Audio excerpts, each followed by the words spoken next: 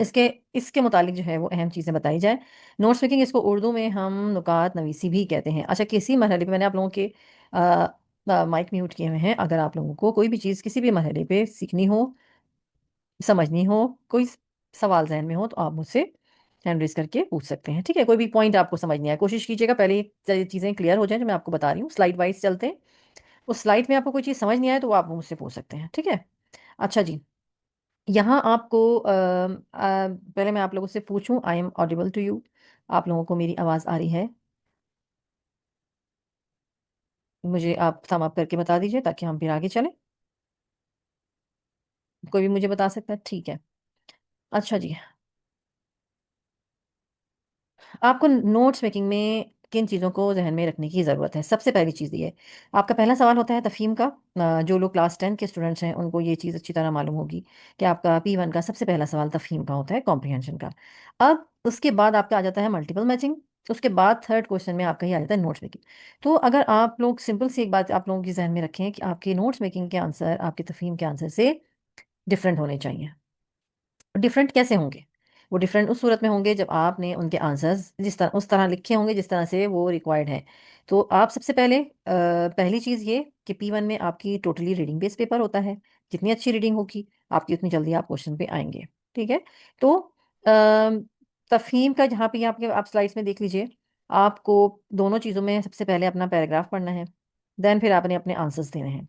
अच्छा, तफ़हीम के आंसर्स के लिए आपके पास पूरी लाइन है। आप अपनी लाइन को यूटिलाइज़ कर सकते हैं। आप एक लाइन से 2 नंबर के आंसर में, एक लाइन से दूसरी लाइन पे भी जा सकते हैं। लेकिन नोट्स मेकिंग में आपको ये चीज़ नहीं करनी है। आपको 3 लाइन्स हैं, आपको 3 बातें कहनी हैं। वह 3 बातों को आपको 3 अलग-अलग लाइन में लिखना हो, चाहे वो आपका 1 वर्ड आंसर हो, चाहे वो आपने 2 लफ्ज़ लिखे हों। और उसमें मैं आपको बताऊँगी कि हम इसको कम से कम कैसे लिख सकते हैं। आपके नोट्स मेकिंग के आंसर प्रिसाइज़ होते हैं, शॉर्ट होते हैं।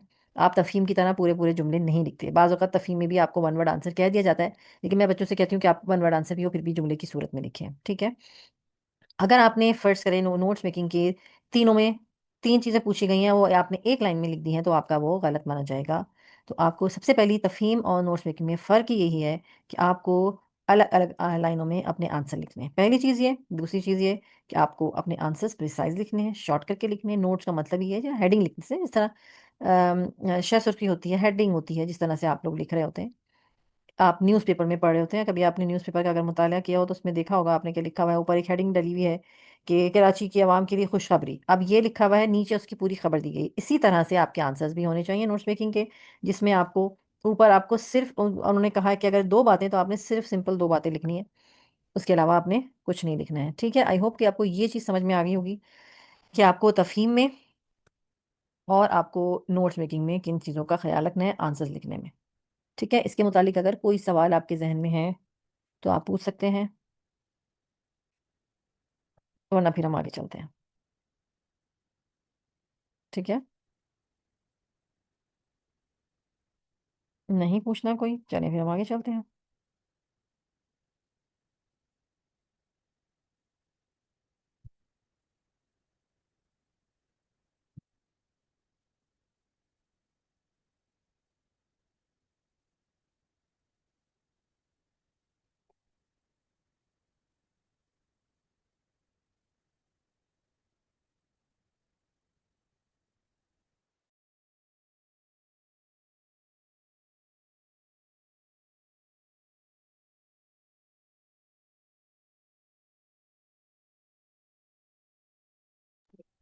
अच्छा, इनके आंसर में एक चीज़ और आप ज़रा देखें, आपको यहाँ पे एक और पॉइंट देख लीजिए कि यहाँ लिखा हुआ है ऑलवेज़ एंड आप लोग ज़ाहिर है कैम्ब्रिज के स्टूडेंट्स हैं, तो थोड़ा ज़ाहिर है आप लोगों को इंग्लिश में भी मैंने सोचा कि आप लोगों को ये चीज़ बता दें कि अपने अगर आप चाहते हैं ना अच्छा बच्चों के लिए मुश्किल ये होता है कि वो प्रिसाइज़ कैसे करें, शॉर्ट कैसे करें।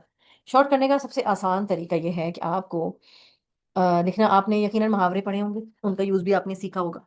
मुहावरों के एंड में आपने नोट किया है कि हर मुहावरा एंड में होता है, वो ना पे एंड होता है। मिसाल के तौर पे अ, हाथों के तोते उड़ जाना, ठीक है? दिल बाग-बाग होना, इस तरह से ना आपके एंड में मुहावरों में आता है, तो आपने नोट्स मेकिंग के आंसर को भी अगर आप ना से लिखेंगे ना, मिसाल के तौर पे लिखा हुआ है कि देर से उठने के नुकसानात, तो आप लिखिए सुस्त होना या सुस्त रहना, काम पे तवज्जो ना दे पाना, ये वाली चीज़ें इस तरह से लिखेंगे आप, तो आपको आंसर्स जो हैं आपके ठीक होंगे। एक कंप्लीट जुमला होगा, आपने है भी नहीं लिखा। तफ़हीम के आंसर्स में क्या होता है कि आपको लिखा जाता है भई वो क्या वजूहात है, तो आप लिखेंगे इनके करने की वजूहात ये हैं। देर से सोने की वजूहात में शामिल है कि नींद नहीं पूरी, सुस्त रहते हैं, तो हैं और हैं से आप बच जाएँगे। आप अपने आंसर को शॉर्ट करके लिखेंगे, ना में यूज़ करेंगे अपने जो जवाबात हैं, तो आप देखिएगा कि आपके आंसर खुद ब खुद आपको लिखना आ जाएगा कि किस तरह से आपने अपने आंसर्स को दुरुस्त आपको आपके हो जाएँगे, ठीक है? उसके बाद हम चलते हैं, अगर हम इसके उसूल देखें तो इसके रहनुमा उसूल ये हैं। इबारत को गौर से पढ़ना है। नोट्स के नुकात या सवालात को पढ़िए। एक नामुकम्मल बात या नुक्ते को 1 नंबर दीजिए, यानी कि आपको 1, 2, 3 करके लिखना है, ठीक है? ज़बान की गलतियों से गुरेज़ कीजिए, पूछे गए नुक्ते या के मुताबिक ही लिखिए, आपने अपनी मर्ज़ी से कुछ नहीं लिखना, जो पूछा जाए उसका जवाब लिखें। हर मुमकिन कोशिश हो कि आपका जवाब आपके अपने अल्फ़ाज़ में हो। इबारत को मुकम्मल तौर पे नक़ल करने से गुरेज़ करें। आपने टू द पॉइंट आंसर लिखना है, आपने अपनी आंसर को बहुत ज़्यादा डिटेल से नहीं देना है, सही है? और कोशिश करें आपको जितने पॉइंटर्स दिए गए हैं उस पॉइंट्स की जो है की तरह ही लिखना है, जो पूछा जाए। इसके अलावा एक्स्ट्रा कुछ भी नहीं लिखना है, ठीक है? यहाँ तक आपको समझ में आ गया? आपको मैं इसकी मिसालें भी दूँगी ताकि आपको और अच्छी तरह समझ आ जाए, और अगर आप इतना टाइम होगा, तो हम आपको कुछ एक्सरसाइज़ भी दे देंगे जिसमें आप उसकी मदद से आपको थोड़ी हेल्प मिल जाएगी, या आप मुझे बता देंगे कि आपने ये लिखा है और इसका जवाब ये होना चाहिए था, ठीक है? तो मैं यही आपको कोशिश करूँगी। यहाँ तक आप लोगों को समझ में आ गया है? समिया, आपको समझ आया कुछ? कोई चीज़ ऐसी तो नहीं जो आपको मुश्किल लग रही है? जी, समझ में आ गया। ठीक है। नोट्स मेकिंग के आंसर हम पहले कर चुके हैं, तो कोशिश यही होगी कि मैं आपको मज़ीद अ, और चीज़ें करवाऊँ। ठीक है जी। अब हम नेक्स्ट स्लाइड पे चलते हैं।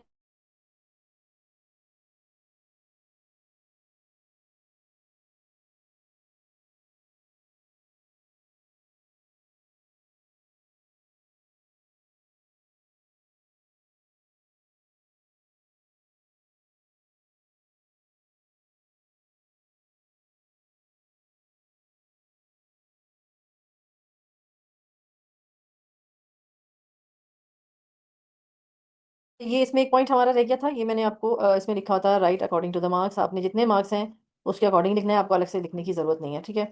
पहले आप क्वेश्चन को देखिए, देन फिर आपने अपने मार्क्स उसके हिसाब से लिखने हैं, ये वाली चीज़ हो गई। अच्छा, अ, ये देख लीजिए, आपको किस तरह से अपने आंसर्स को तलाश करना है, ढूँढना है। आप कैसे ढूँढेंगे? एक पैराग्राफ है, ठीक है? मिसाल के तौर पे आप अगर आप ऊपर को देखिए, ये वाली जो मैं ऊपर की बात कर रही हूँ, जो ऊपर लिखा हुआ है, अगर मैं इसकी बात करूँ, आप बेचारी मैं इस ये देखें, ये आपके पास ये 2 लाइन्स हैं। इबारत एक दी गई है, पाकिस्तान के सूबे पंजाब के शहर शेखुपुरा में कई तारीख़ी मकामात हैं। शेखुपुरा शहर मुग़ल बादशाह ने कायम किया था, इसलिए इस ज़माने में जहांगीराबाद का नाम दिया गया, बाद में इसको शेखुपुरा कहा जाने लगा।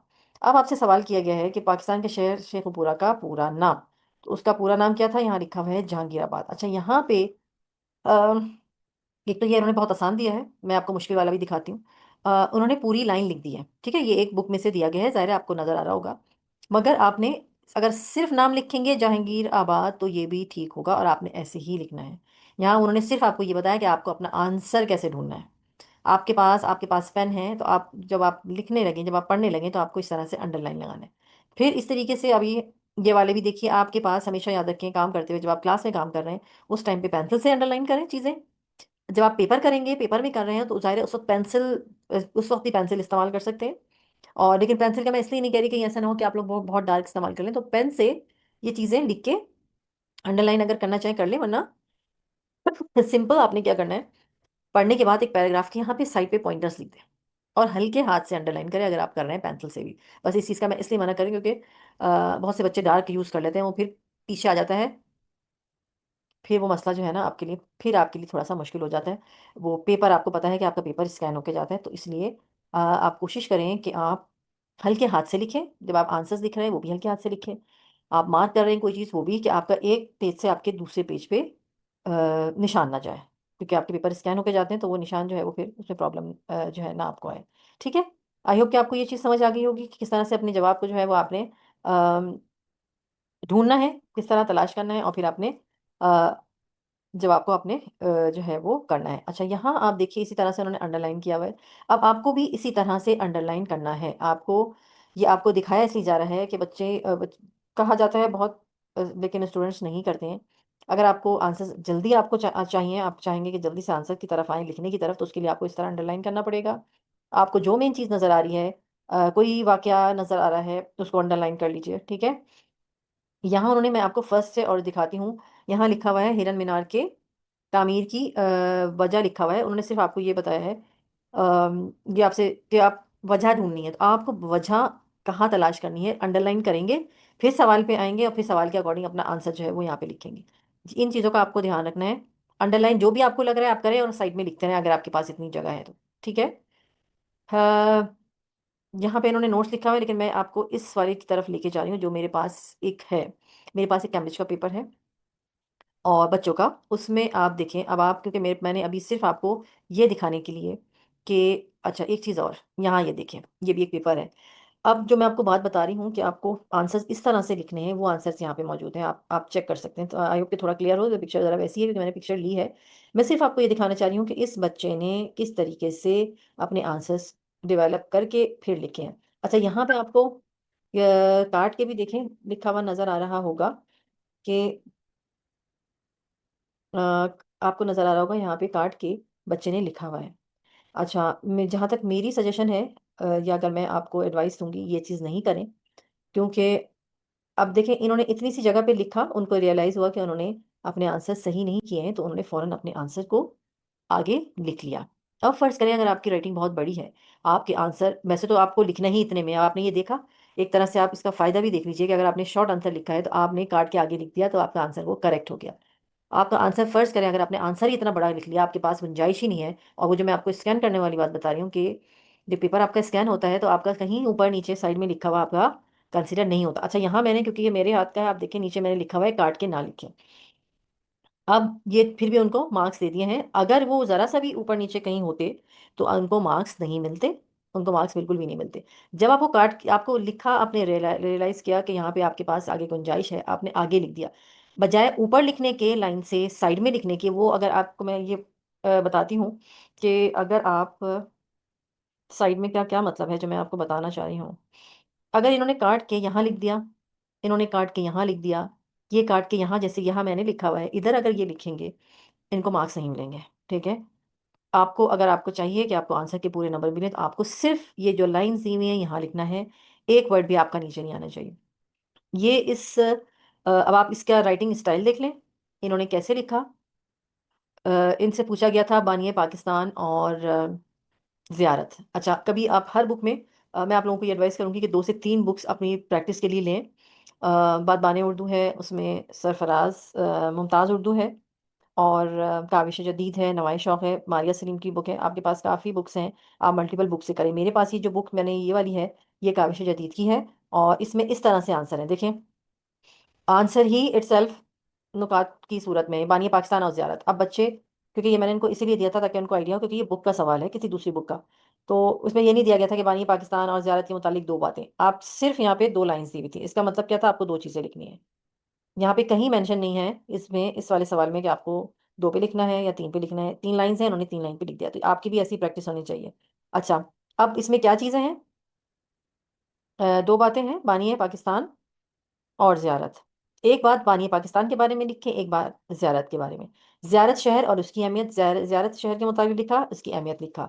ज़ियारत और सनोबर के जंगलात, क्या लिखा हुआ है? ज़्यादा तादाद में सनोबर के दरख्त होना, इन जंगलात का काटना जुर्म होना, ठीक है? काटना जुर्म में शामिल भी हो सकता था। अच्छा, कायद-ए-आज़म रेज़िडेंसी इनकी आखिरी रिहाइश का उसके मुतालिक, अब इन्होंने, आप देखिए सारे आंसर ना की सूरत में लिखे। ये वाला आंसर जो सेकंड है काट के लिखा है कि कायद की आखिरी रिहाइश का, तो आप ऐसे भी लिख सकते हैं। हर एक के आंसर आपको, ज़रूरी नहीं है कि हर एक के आंसर आप ना की सूरत में लिखें। जितनी हद तक कोशिश कर सकते हैं लिखें, नहीं ज़रूरत है तो नहीं लिखें। कायद की आखिरी रिहाइशगाह पे कंप्लीट हो गई बात। इसी तरह ये ऊपर लिखा हुआ है, कायद के आखिरी अयाम ज़ियारत में गुज़रे, कंप्लीट। कुछ एक आध आप जुमला जवाब जो है उसको आप लिख सकते हैं, लेकिन मेजॉरिटी आंसर इस तरह लिखें। ये मैं पेपर इसलिए दिखा रही हूँ कि ये बच्चे का स्कूल का पेपर है और इस बच्चे ने कैम्ब्रिज में जो इनका पेपर हुआ था उसमें इनके उर्दू में ए स्टार आए हैं। जस्ट बिकॉज ऑफ ये मैंने इनका कैम्ब्रिज का पेपर आपको नहीं दिखा रही, लेकिन ये स्कूल का पेपर मैं आपको दिखा रही हूँ, जिसमें इनके यहाँ पूरे मार्क्स हैं। इसका इन्होंने ध्यान रखा कि काट के नहीं लिखा, तो वहाँ पे काट के नहीं लिखा, वहाँ इनको पूरे मार्क्स मिले हैं और इनका पेपर में ए स्टार आए। आप ए स्टार का मतलब आपको पता होगा कि 100 में से 90 पे ये स्टार था, 90 ऑनवर्ड्स। ठीक है, तो ये अपनी प्रैक्टिस अपनी उसमें अगर आप रखेंगे तो उम्मीद है कि ये वो चीज़ें जिसमें आपको पूरे पूरे नंबर मिल सकते हैं। आपकी क्रिएटिव राइटिंग में आपको नंबर के लिए एफर्ट करनी है, ये वो वाली चीज़ें अगर आप समझ जाते हैं, आपकी रीडिंग अच्छी है, आपको आंसर का स्टाइल मालूम है लिखने का, तो आप आसानी से ये लिख सकते हैं और इसमें पूरे नंबर भी ले सकते हैं। यहाँ मैं आपको दिखा रही हूँ सिर्फ ये एक पेपर है, आपके पास वो नहीं है, इसमें मैं आपको वो नहीं दिखा रही कि जो पेपर था ये हमारा इसमें देखें कि सवाल को समझना ज़रूरी है। ठीक है, अब अगर आप यहाँ इस पे थोड़े से ज़रा गौर से देखें, जो इसमें इसमें आंसर्स बच्ची ने जो दिए हैं, बच्चे बच्ची जिसने भी दिए हैं। पहला सवाल क्या था? मुख्तलिफ तबक़ात की मशागिल तक मरहला वार रसाई के 3 अदवार। अच्छा, पहली चीज़ ये कि आप ज़रा देख सकते हैं कि राइटिंग स्टाइल क्या है, ये कैम्ब्रिज का पेपर है। अब इसमें आप देखिए तो बहुत से बच्चे तो मरहला वार रसाई पे ही जो है वो अटक जाएंगे कि ये क्या होता है। मरहलावार रसाई का मतलब क्या है? स्टेप बाय स्टेप एक्सेस, यानी मुख्तलिफ तबकात की मशागल तक। इसमें यकीनन इसमें लिखे होंगे 3 अदवार, यानी कि 3 अदवार का मतलब क्या है? 3 टाइम फ्रेम, 3 टाइम पीरियड्स। अब यहाँ बच्ची ने आंसर क्या लिख दिया? थिएटर, मौसीकी, खेलों की तकरीबात। अब आप खुद सोचें कि ये आंसर आपको अगर पैसेज भी नहीं है तो आप सोचें अदवार का मतलब ये ना उनको बताना था क्या चीज़ से, खेलों की तकरीबात कहाँ से आ गई इसमें? हो ही नहीं सकता। अच्छा, सेकंड पे आइए, अगर मैं आप में से किसी से पूछूं मुझे कोई जवाब दे सेकंड का, एक जनरल में बात कर रही हूँ कि चले सेकंड आपको को शायद मुश्किल लगे बहुत से लोगों को। मुझे सिर्फ ये बता दीजिए कि जिस्मानी और जहनी मशागिल के असरात, यानी कि मशगला किसे कहते हैं आपको मालूम है? हॉबी। फिजिकल और मेंटली, अगर आपको इस तरह का काम करते हैं, मिसाल के तौर पे आपको कोई गार्डनिंग पसंद है आपको, जो है या बुक्स पढ़ने का शौक होता है किसी को, किसी को कोई एम्ब्रॉयडरी वगैरह करने का होता है, उसके असरात क्या होते हैं? क्या आप मुझे इसमें से आंसर या अपने पास से कोई आंसर बता सकते हैं कि क्या होते हैं? अगर हम मशागिल के क्या असरात होते हैं, कौन मुझे आंसर बताएगा? कोई बताना चाहें? समिया, आप बताना चाहें कि हॉबी के असरात क्या होंगे?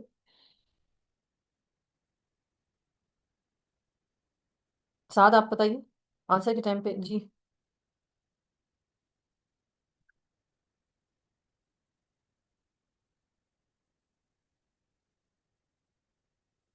मैम आपका वॉइस कट रहा है बहुत ज्यादा, सही से आवाज नहीं आ रही मुझे। अच्छा, आपकी तो समिया मुझे बिल्कुल ठीक आवाज आ रही है। अच्छा, चलिए मुझे आंसर बता दें जल्दी से, वरना मैं खुद ही बता देती हूँ क्योंकि हमारे पास टाइम कम है। साद नहीं आए। हाँ जी, बोलें। मेरी हॉबी ये है कि आर्ट करना यानी कि तस्वीरें बनाना, और कुकिंग करना यानी कि खाना बनाना। ठीक है, अच्छा इसके असरात क्या होते हैं, क्या इफेक्ट हो सकते हैं कोई भी मशगले के? क्या फायदा हो सकता है? तस्वीरें बनाने का मेरा शौक है, और कुकिंग करना यानी कि खाना बनाने का से मुझे जो है आगे जाके फ़ायदा होगा कि मैं आगे शेफ़ वगैरह बन सकूं। ठीक है, तो हम इसका अगर मैं आंसर इसका शॉर्ट करूं, वेरी गुड, आपने अच्छा आंसर दिया, तो हम ये लिख सकते हैं मुस्तकबिल में फ़ायदा, सिंपल। अब यहाँ जो मैं आपसे पूछना ये चाह रही थी कि यहाँ उन्होंने क्या लिखा है आंसर देखें। रवैयों में लचक, माशरती मसाइल हल करने की सलाहियत, हाँ सेकंड वाला हो सकता है, लेकिन इसे माशरती मसाइल तो नहीं आ सकते ना, मतलब ये इसका कोई सेंस नहीं बन रहा। मशागल में हिस्सा ना लेने की वजूहत, अब इन्होंने यहाँ पे आंसर लिखा है मशगला का ज़िंदगी में बोझ बनना तो मुझे नहीं लगता कि आ सकता है। हाँ, लुत्फ ना आना ज़रूर आ सकता है। तो समझ के, सोच समझ के अपने जवाबात अगर लिखेंगे तो आपको आंसर पूरे मिल सकते हैं। ठीक है, अच्छा हमारे पास टाइम कम है और हमारी क्लास का जो है वो टाइम ख़त्म होने वाला है, तो आप लोग अगर इसमें से कुछ पूछना चाहें जब तक हमारी क्लास ख़त्म नहीं हो रही, तो आप लोग पूछ सकते हैं कोई भी ऐसी चीज़ जो आपको, जिन लोगों ने पूरी ली है, कुछ लोग आते जाते रहे हैं, शायद पता नहीं कनेक्शन का इशू है क्या है, लेकिन यहाँ से तो मेरी तरफ से तो कोई ऐसा नहीं है प्रॉब्लम। आप लोगों की भी आवाज़ क्लियर आ रही है ना, आपने बिल्कुल सही क्लियर बोला।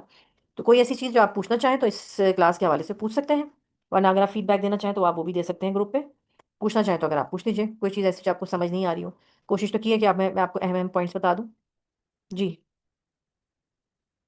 कुछ पूछना है? वरना अपनी क्लास लीव करते हैं। आपको जो व्हाट इज होमवर्क? होमवर्क, आपको होमवर्क चाहिए, होमवर्क आपको पेज पे जो है मैं दे दूंगी होमवर्क, ठीक है, ग्रुप में, ग्रुप में मिल जाएगा। नेक्स्ट क्लास के लिए फिर आप देखेंगे कि मैं देखूंगी कि आप लोगों को कितना समझ में आया। इसके अकॉर्डिंग लिखिएगा अपने आंसर जैसे मैंने बताया। ठीक है, ओके। सादा आप कुछ पूछना चाहेंगे? समिया, अयान, आई होप कि ये थोड़ा सा आपके लिए इन्फॉर्मेटिव रहा। मैंने इसमें कोई आपको क्लास वर्क नहीं करवाया, सिर्फ मैंने वो चीज़ आप लोगों की जो मुश्किल, क्योंकि बच्चों को इसमें मुश्किल आती है, मैंने ये ऑब्जर्व किया है, क्योंकि एक नई चीज़ है, बच्चों को इसके आंसर्स देने में मुश्किल आती है। लेकिन पहली चीज़ मेरी एडवाइस और हमेशा ये होती है स्टूडेंट्स के लिए कि आपको अपनी प्रीवियस लर्निंग पे नहीं जाना, आपको इसके लिए अपनी सेल्फ स्टडी करनी पड़ेगी, आपको रीडिंग करनी पड़ेगी। रीडिंग के बगैर आप अपना टारगेट अचीव नहीं कर सकते। आपको डेली बेसिस पे आप कोई भी इस तरह की चीज़, कोई भी राइटिंग की जो भी बुक है आपके पास, जो भी आपके पास जिससे आप काम करते हैं, उसके पैसेजेस उठाइए, पढ़ें। नेट पे बहुत सारी चीज़ें अवेलेबल हैं, उसमें से कोई पैसेज उठाएं, पढ़ें, टाइम देखें। 10 मिनट के अंदर, क्या आपके 10 मिनट के अंदर आपका कितना, आपने 10 मिनट में कितने पैराग्राफ पढ़े हैं, या एक पैराग्राफ कितनी देर में कंप्लीट किया है? क्योंकि सबसे ज़्यादा बड़े पैसेजेस आपके नोट्स मेकिंग में आएंगे।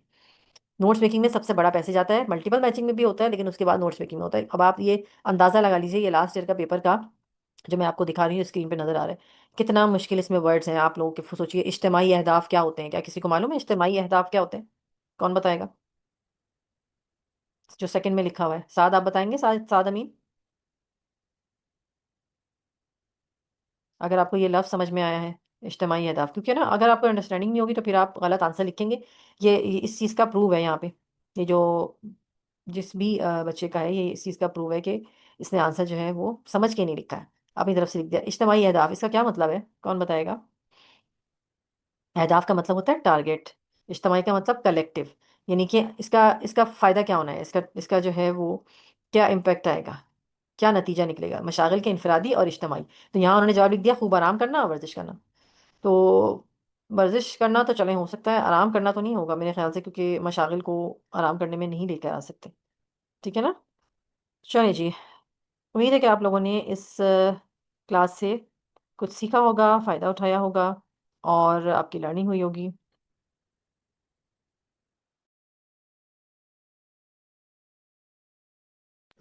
Yes teacher, thank you so much.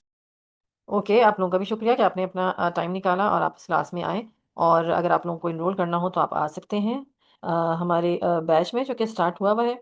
और अपनी लर्निंग आप लोगों ने नहीं छोड़नी है, लर्निंग करनी है, लास्ट के लिए नहीं उठा के रखें। उर्दू का पेपर की तैयारी आपके 10th क्लास के पहले दिन से होती है, बात याद रखें। आप 2 महीने पहले नहीं पढ़ सकते।